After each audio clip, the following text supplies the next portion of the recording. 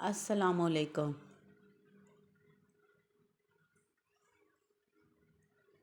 آج کی کہانی ہے ماں کی خاموش دنیا۔ سردیوں کی ایک سنہری شام تھی۔ سورج آہستہ آہستہ پہاڑوں کے پیچھے چھپ رہا تھا۔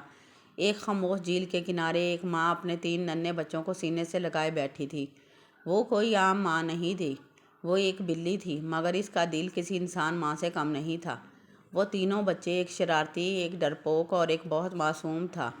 ماں انہیں پیار سے چاٹتی، کبھی اپنے جسم سے لپیٹ لیتی، جیسے دنیا کی ہر سردی سے بچا رہی ہو۔ لیکن کوئی نہیں جانتا تھا کہ یہ ماں خود کتنی تکلیف سے گزر رہی تھی۔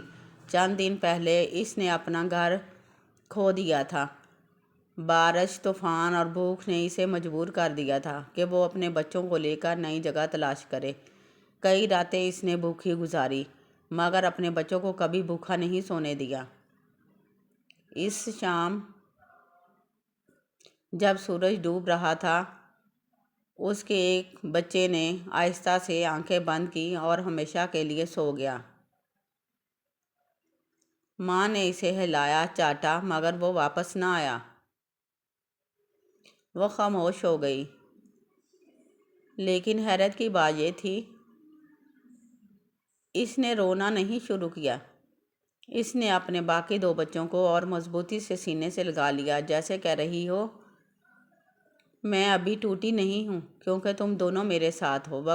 وقت گزرتا گیا۔ وہ 2 بچے بڑے ہو گئے، مضبوط، خود مختار، اور ایک دن وہ بھی اپنی زندگی کی طرف چلے گئے۔ ماں اب اکیلی تھی، مگر وہ اسی جگہ بیٹھی تھی جہاں کبھی اس کے بچے اس کے ساتھ تھے۔ سورج پھر ڈوب رہا تھا، مگر اس کے چہرے پر ایک سکون تھا، جیسے وہ کہہ رہی ہو، ماں کبھی اکیلی نہیں ہوتی، اس کے بچے اس کے دل میں ہمیشہ زندہ رہتے ہیں۔ آپ میرے چینل کو سبسکرائب کیجئے، لائک کیجئے، شیئر کیجئے۔ اگر آپ کو یہ کہانی اچھی لگی ہو تو کمنٹ میں ضرور بتائیے گا۔ اللہ حافظ۔